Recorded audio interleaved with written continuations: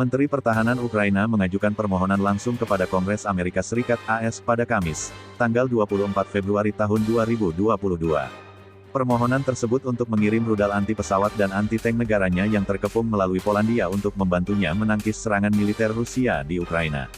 Menteri Pertahanan Alexei Reznikov, dalam sebuah video tertanggal Kamis dan diposting ke YouTube oleh Rep. Brad Sherman, The Caliph, mengatakan pasukan Ukraina melindungi Eropa dan akan berjuang untuk negara mereka sendiri tetapi membutuhkan dukungan. Kami membutuhkan sebanyak mungkin senjata Stinger anti-pesawat dan anti-tank, kata Reznikov, duduk di meja konferensi dengan bendera Ukraina di belakangnya. Untuk menyediakan pengadaan peralatan yang andal, Anda dapat mengirimkannya ke Polandia. Dari sana kami akan mengangkut mereka melintasi daratan dan dengan cepat memenuhi pertahanan kami.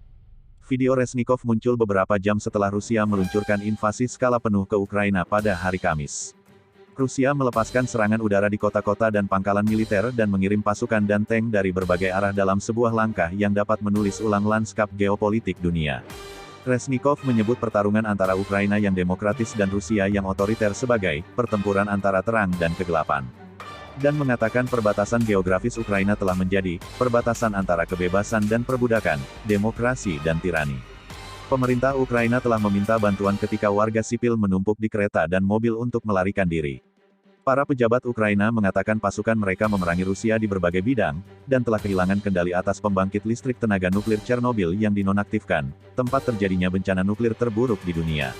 Presiden Ukraina Volodymyr Zelensky, yang sebelumnya memutuskan hubungan diplomatik dengan Moskow dan mengumumkan darurat militer, menggambarkan pasukan Rusia maju di serangkaian front, termasuk situasi sulit yang berkembang di Kharkiv, kota terbesar kedua di Ukraina.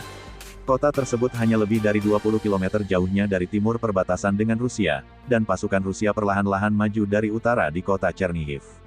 Dia mengatakan unit udara Rusia di bandara di luar Kyiv, ibu kota, sedang dihancurkan dan juga mengimbau para pemimpin global.